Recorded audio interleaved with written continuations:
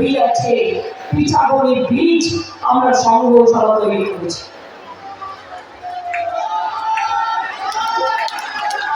আপনার জেলায় দীঘা, সমুদ্র সৈকত, জগন্নাথ ধাম, হলদিয়ায় কাজপুর বন্দর হচ্ছে, ডানকুনি হলদিয়া ইন্ডাস্ট্রিয়াল করিডোর হচ্ছে, বিজনেসের রমরমা, খড়গপুরের পাশে ইন্ডাস্ট্রিয়াল পার্ক, শালবনীতে দুটো পাওয়ার প্ল্যান্ট, তিনটে বড়বেতায় আপনার সোলার প্ল্যান্ট, একটার পর একটা ইন্ডাস্ট্রি গড়ে উঠছে।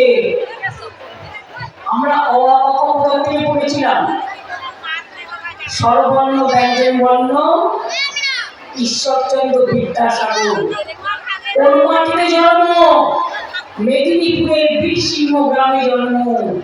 মনে রাখবেন, এই যে আমরা মা বলি, এই মা বলার জন্য যদি কেউ শব্দ আমাদের জুড়িয়ে থাকে, সেটা ঈশ্বরচন্দ্র বিদ্যাসাগর মহাশয়। আপনারা গর্বিত এর জন্য, আমরা গর্বিত এর জন্য।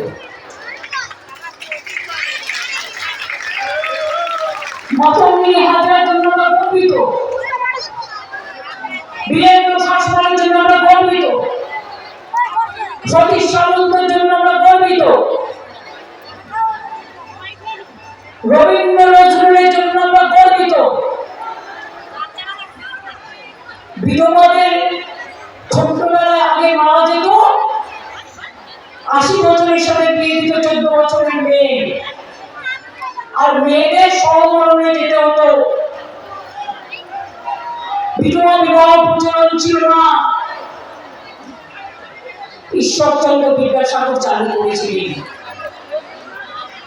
এই জেলা সংস্কৃতির জেলা, সম্প্রীতির জেলা, স্বাধীনতার জেলা, জাগরণের জেলা, সবাইকে নিয়ে চলার জেলা।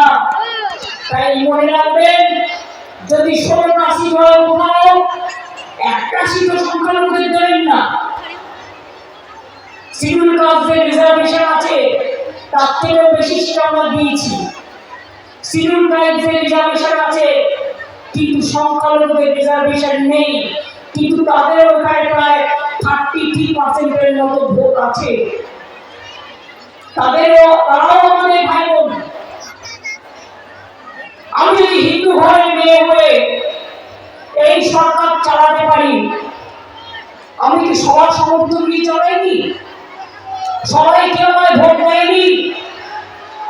এমনকি বিরোধী দলকেও আমি সম্মান করি। সে তার কাজ করবে, আমায় গালাগালি দেবে, আমি আমার কাজ করবো, তাকে যতটা সাহায্য করার করবো, সৌজন্য দেখাবো, কিন্তু মনে করবেন দুর্বল হব না। কি ভাবলিরা কথাটা খারাপ বললো? আমি সব ধর্মকে বলবো। শ্রীকৃষ্ণ বলেছিলেন জানেন তো, বিজেপি ধর্ম মানে এটা জেনে রাখুন। কাশীতে অনেক মন্দির ভেঙে দিয়েছে, দিল্লিতে বাঙালিদের মারতে গিয়ে আমাদের কালী মন্দির ভেঙে নিয়ে যাওয়া হয়েছে। ওই তখন তো কোশ্চেন করে না, আমি যখন জগন্নাথ ধাম করি, আমার বিরুদ্ধে কত কথা বলেছে, আর আজকে তাদের মুখে থেকে আমাকে ধর্ম শুনতে হবে? আমি তো রামকৃষ্ণ পরমহংসকে বিশ্বাস করি, যিনি সর্বধর্ম সমন্বয়ের কথা বলেছে। আমি তো স্বামী বিবেকানন্দকে বিশ্বাস করি, যিনি বলেছেন আমার কাছে সবাই সমান। আমি তো গান্ধীজিকে বিশ্বাস করি, নেতাজিকে বিশ্বাস করি, রবীন্দ্র নজরুলকে বিশ্বাস করি। এই মাটিতে জন্ম ক্ষুদিরাম। ক্ষুদিরাম গান গেয়েছিলেন, একবার বিদায় দে মা, হাসি হাসি পড়ব ফাঁসি, দেখবে ভারতবাসী। আর সেই ভারতবর্ষকে জ্বালিয়ে পুড়ে ছাড়খাড় করে দিচ্ছে কে জানেন? এই বিজেপি নামক বাংলা বিরোধী আমাদের শত্রু।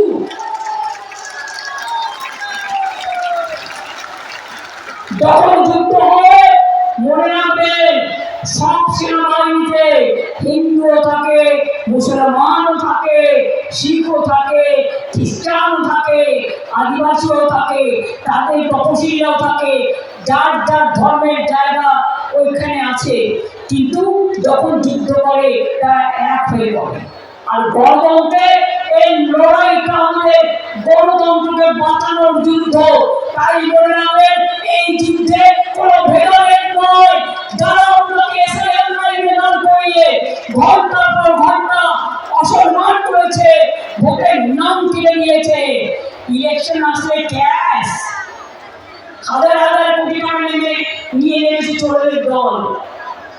জানেন তো, কখনো কখনো চালনা থেকে দোষ হয়, আমাদের বিরুদ্ধে চার্জশিট দিচ্ছে, জনগণ তোমাদের বিরুদ্ধে চার্জশিট দিচ্ছে। বাংলা 2 লক্ষ কোটি টাকা কেন দাওনি? জবাব চাই, জবাব দাও। দাঙ্গা করে ক্ষমতা এসছে কেন?